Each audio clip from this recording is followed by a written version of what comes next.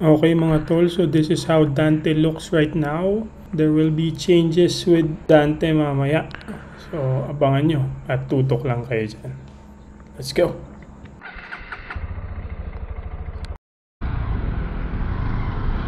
Ayan mga tol, today babiyahe tayo from Malolos, Bulacan going to Manila.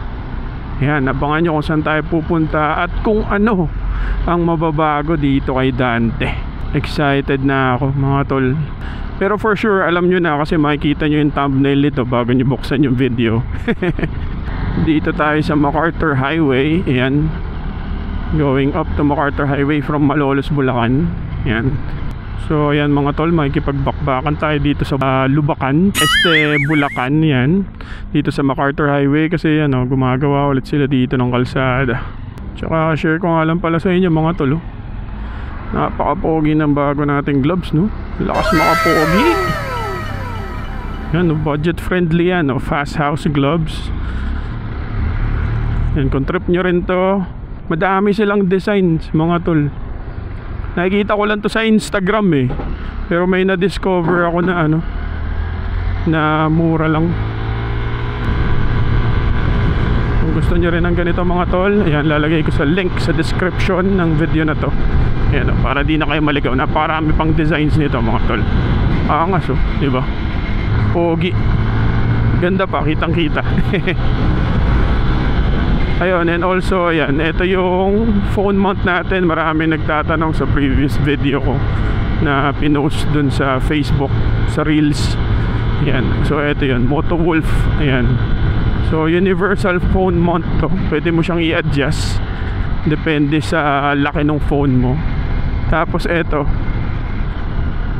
ayan, meron siyang mount dito sa ibabaw na pwede mong lagyan ng action cam. Ayan, meron akong quick release mount dito para dito sa aking camera. Isa lang kasi ang camera natin mga tol eh. So yan, pinagsasalit-salit ko lang siya dyan. So yan, so lahat ng mga nakikita nyo dyang bagay-bagay ilalagay ko sa yung mga links nyan para ano, di na kayo maligaw mga tol. So ayan, tatahakin natin itong MacArthur Highway papunta ng Manila. Yan, masarap dumaan dito magmotor eh. Pag ganito yung motor masarap magmotor dito sa MacArthur Highway. Adventure talaga mga tol. Ikaw ba naman dumaan sa Lubacan eh? Bulacan eh. Ayan. Oh, ba. So ngayon nasa may Giginto area pa lang tayo. So galing tayong Malolos. So maraming bayan pa tayong tatahakin mga tol. Pero alam nyo ba, 25 kilometers lang yan from yung arko ng Giginto hanggang dun sa monumento tol. Kaya sobrang lapit lang kung tutuusin. Magtatagal ka lang talaga dito pag 4 wheels ka kasi dahil sa traffic, maraming intersections yan. Pero kung ganitong motor, ang bilis lang. Pupunta tayo sa may Pedro Hill, ang main branch ni boss. Excited na ako para dito kay Dante. Kaya tutok lang kayo mga tol para makita nyo yung magiging pagbabago nito. Ay buti mga tol, no? Gumanda na yung panahon ngayon after 2 weeks na pabagyo-bagyo. Ayan, so maganda na, nakakapagmotor na. Ayan, makakabiyahe na. Hindi na mahihirapan yung mga pumapasok sa trabaho na gamit yung motor, diba? Ayan. Yun nga lang, ang hirap pag ganito matatraffic at tas ganito kainit. Luwag ng MacArthur Highway ngayon mga tol. Solid. So ayan,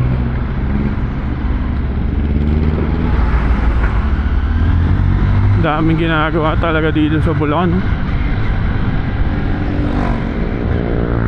Parang ewan ko lang mga tol, parang every 2 months may ginagawa na kalsada dito sa Bulacan eh. Ang ginagawa na naman to. Ay, taas ba yun? Tik mata. Mali ata tayo ng dinaanan.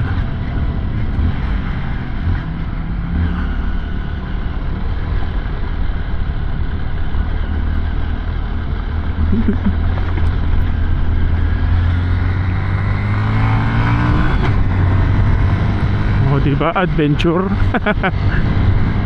O ayan o, nakita niya naman ang lubakan. Hindi iniinda ni Dante. So nandito na tayo sa Balagtas. Next na dito Bukawi mga tol. So chill ride lang tayo, diba?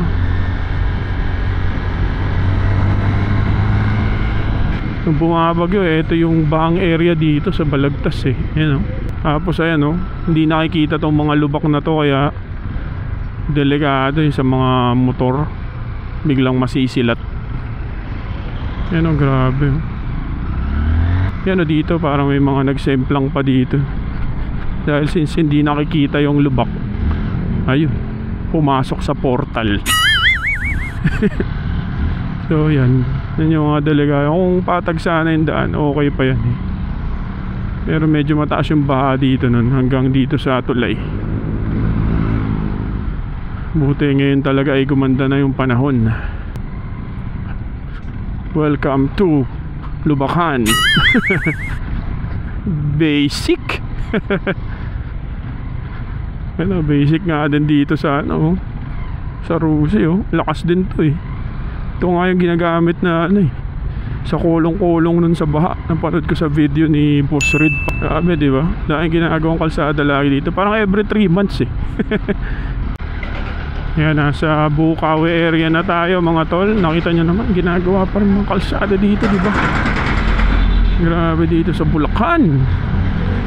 Ayan. So Bukawi area. Next na dito is Marilao. Buti dito sa may palengke ng Bukawi, okay na.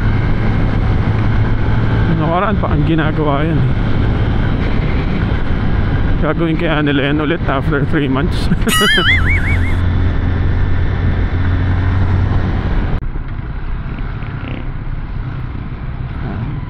Yan yung mga lubak dito mga tol.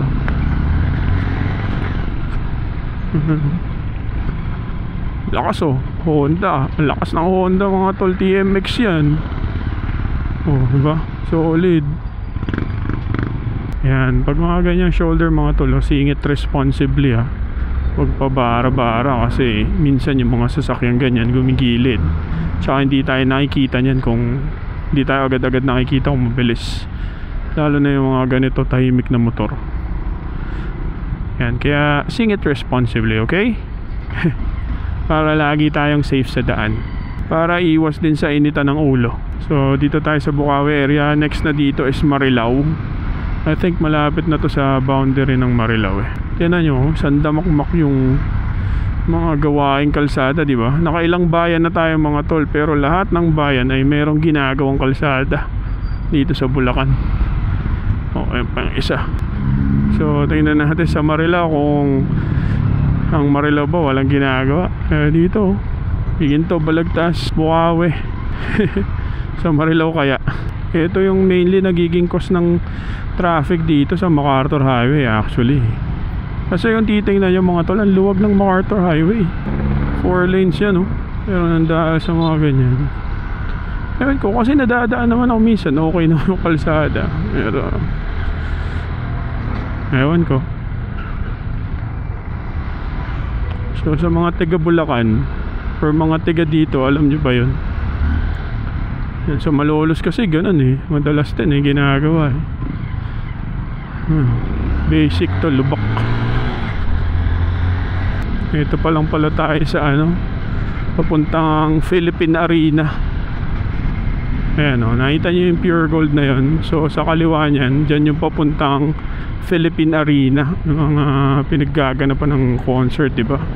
Tsaka big sports events. Yan, yung nilikuan ng bus na yan.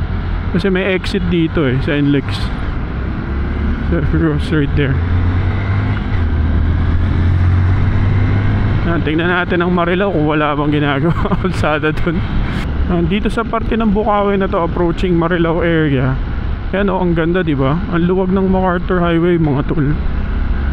Ano, kung tutusin, hindi talaga dat magta-traffic eh. Oh.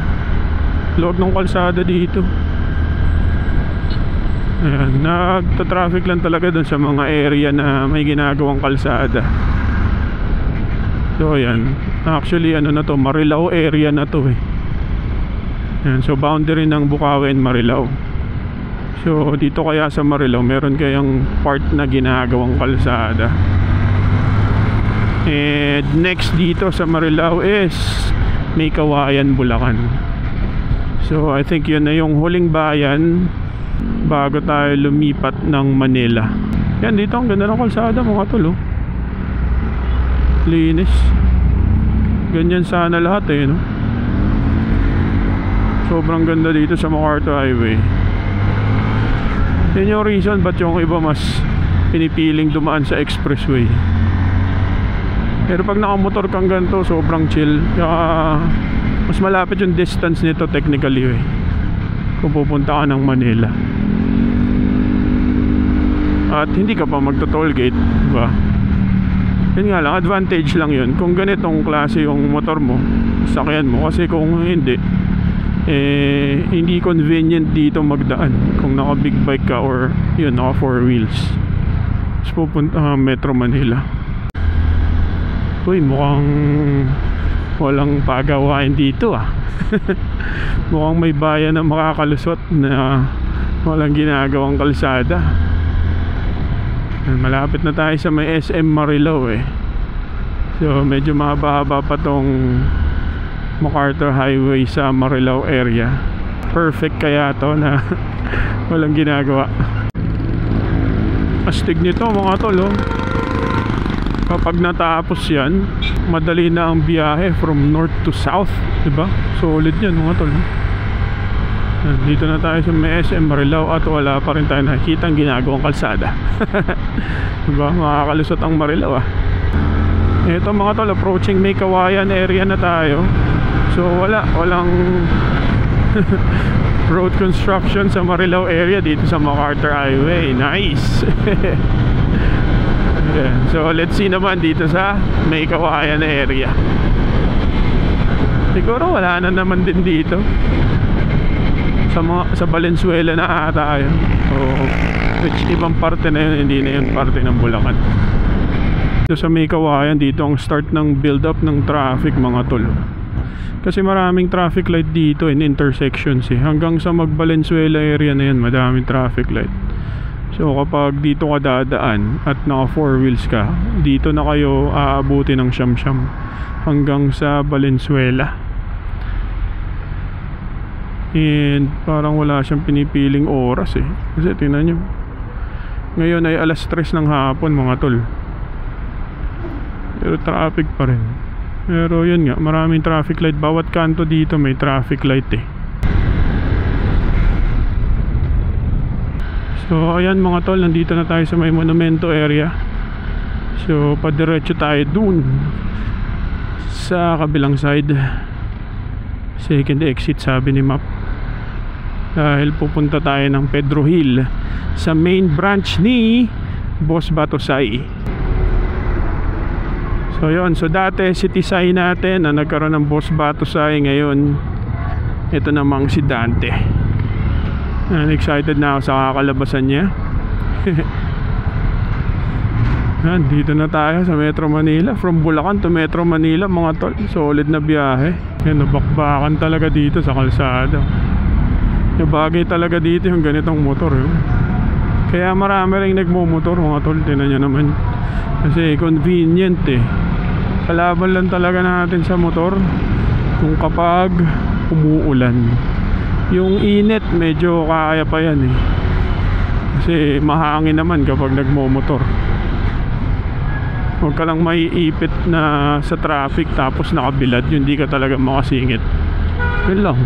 Higit sa lahat, matipid din sa gas. Yan, no, sabi sa mapa 9.5 kilometers na lang daw tayo. Lapit lang niya kung tutusin, no, pero 32 minutes pa daw natin biyabayin yan mga tol. Hindi natin kasi kabisado to, sundan lang natin yung mapa. So update ko na lang kayo mga tol kapag nandun na tayo malapit sa area. O yan, no, yung Motowolf natin mga tol, nasa description yung link nyan. Anti-vibration din yan, kaya hindi masisira ang mga cellphones natin.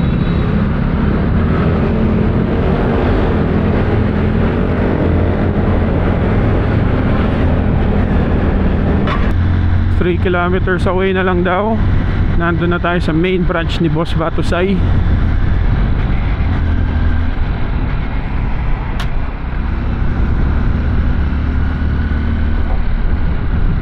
Grabe pala yung traffic dito mga tol. Tignan nyo yun. Grabe dito sa Maynila. Mga 4 wheels ka talaga. Aamagin ka dito. Yan mga tol, malapit na tayo. 800 meters away. Ito tayo sa service road sa baba. Baka mapasok tayo sa Skyway. Kakaliwa daw tayo. Uy, grabe namang lubak yun. Ito na lang si Dante. Basic ang mga ganong lubak. Konti na lang. 400 meters away mga tol. 2 minutes away, 240 meters. Tagal lumusod dito. Kanina pa naka green. 100 meters away na lang dun sa lilikuan eh. Saan kaya to? Mamaya mapasok tayo ng Skyway. Sobrang sikip mga tol. Na miss out natin yung exit natin kanina dito. Wala naman kasing left turn dun. U-turn daw tayo dun. Trip sobrang sikip. Di ako makasingit. Medyo dikit pa naman na sa lilikuan. Eto mga tol, sure ball na to. Hindi na natin malalampasan to, panigurado.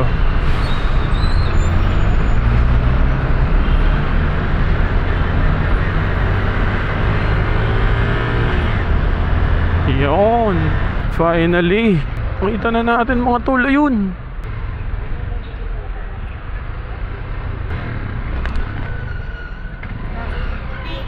So ayun mga tol, nandito na tayo sa Boss Batusay. Ayun. So dito yung main branch ni Boss Batusay. Renovation right now. Renovation? Ipapayos, tapos dito na pagpagawa. Lang. Magiging buo na siya? Lahat? Oo, ito, pati ito. Nice. Ayan. So makabuo na siya. Nice. Boss! Wala, mahina yung signal. Mahina yung signal. Boss Raymond! Mahina signal.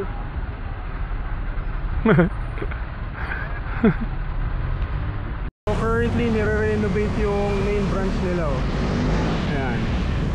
So ito yung main branch. Magiging lounge to. Tapos dito currently ito yung ginagawa temporarily. Pero ito yung magiging parang parking. Ayan.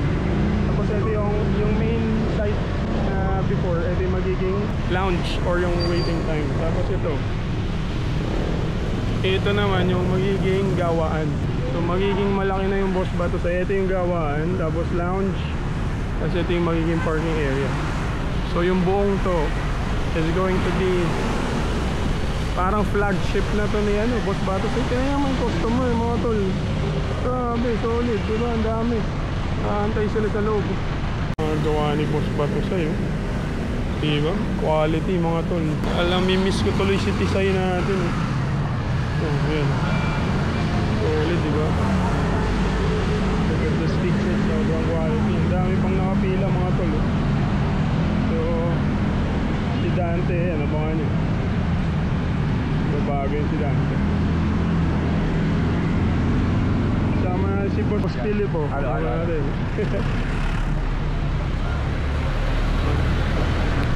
Ito si Idol Erwin, siyang gagawa kay Dante. So ngayon sobrang busy nila dito mga tol. Dami nakapila. Tumawad pa tayo. Sama natin mga tropa. Idol, kapagawa ka rin? Oo. Ano yung pinagawa mo? Ano lang, ano tawag din? Cover lang. Cover? Nice. Bago na o repair? Bago na. Ganun, solid. Ayan mga tol, dito makikita nyo kung gaano kasusing ginagawa ng mga staff ng Boss Batusay ang ating mga upuan para masigurado ang quality ng mga seat covers natin. Kita nyo naman yan. Excited na talaga ako sa kakalabasan ng kay Dante mamaya. Abangan nyo yan mga tol.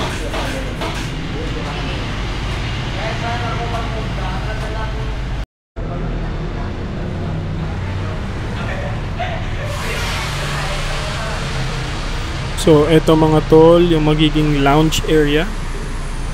ng Boss Batusay. Yan, abangan yung upcoming opening ng Boss Batusay. Yan, magiging malaki na siya. Doon naman yung magiging gawaan niya in the future. Ayan mga tol, pinabaklas na nila yung upuan ni Dante para masimulan na nila ang kanilang obra maestra dito sa Boss Batusay. Ang request ko nga pala sa kanila is i-enhance yung foam nitong stock seat ni Dante. Kasi ang stock seat na to ni Dante, sobrang nipis talaga ng foam niya, matigas at medyo masakit sa yag balls kapag long ride. So ayan, kinakalas na nila yung lumang balat. Ayan, may bago na siyang foam at kakapitan na ng Boss Batusay. The NMAX V2 to no? V2. Bro, anong pangalan? Nail. Neil, bakit Boss Batusay? Quality tsaka matibay talaga. Kahit ano, hindi basta-basta nabubutas.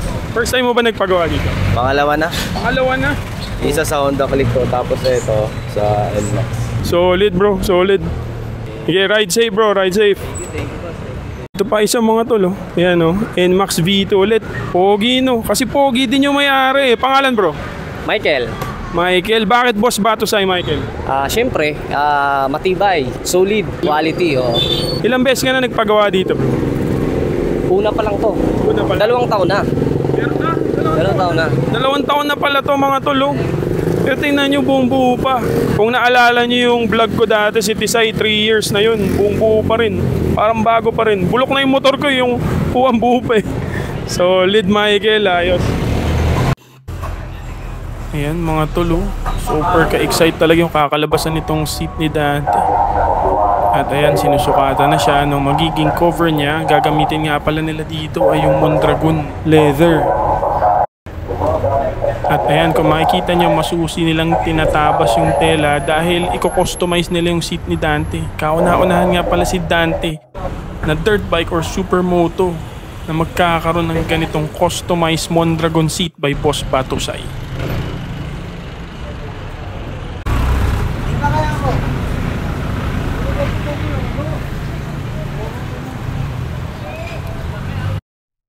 Ayan na mga tol, kung makikita nyo, napakaangas. Ayan na, ini-install na nila ng mabuti para lapat na lapat sa ating seat. Excited na ako na maikabit to kay Dante. Malalaman natin kung iwas sakit nga ba sa yag balls yung enhanced foam niya. Yeah, kabit mo yan. Ayusin mo mabuti ha. Ayaw mo magpagawa ko yan, ayusin mo. Ayan. Matagal ka dito ya? Bago lang, bago.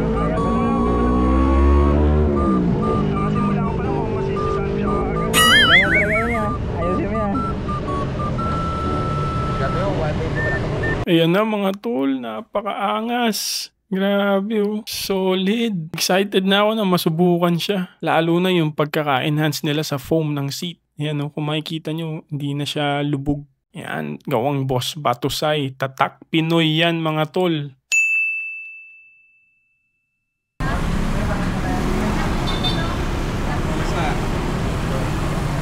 Boss! Thank you, Boss Brad. Thank you, boss. Natin, the main man. Boss Batusay. Shout out sa lahat ng mga followers ko rin. Look at that mga tol, ayan na, si Dante. So ang goal natin dito is to make him red all over.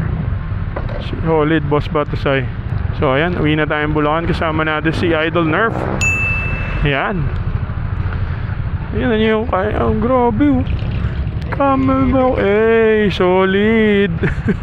So maraming salamat sa pagtutok mga tol. So ayan ha, kung gusto nyo din ng ganito kalupit na seat, kahit anong klaseng motor, ingat. Ingat.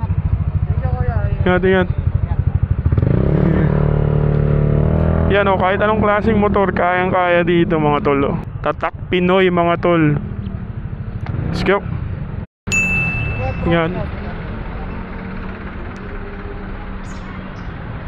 Yan, pauwi na tayo mga tol sa Bulacan. Solid oh, pero mas bagay sa kanya. Kailangan maging full red ang fairings nito mga tol. Meron pa kasi siya dito ang white part eh. So ayan. So let's see how it goes. Solid Boss Batusay. So yan, malapit na tayo sa monumento and going back to Bulacan. Maraming salamat sa pagtutok niyo mga tol. Yan, sa pagsama sa biyahe natin for today. Yan, and thank you so much sa support niyo mga tol. Yan, konti na lang mga tol, malapit na tayo sa 1,000 subs. Yan, thank you so much ulit sa suporta nyo mga tol. I really appreciate it. Diba? Sobrang simple lang yan, pero napakalaking bagay po niyan para sa akin, para mas makapaghatid pa ako sa inyo ng mas magandang information and contents na makakatulong sa inyo mga tol. So this is your coach Red of Red Motoraphy. See you on the next one mga tol. Ride safe.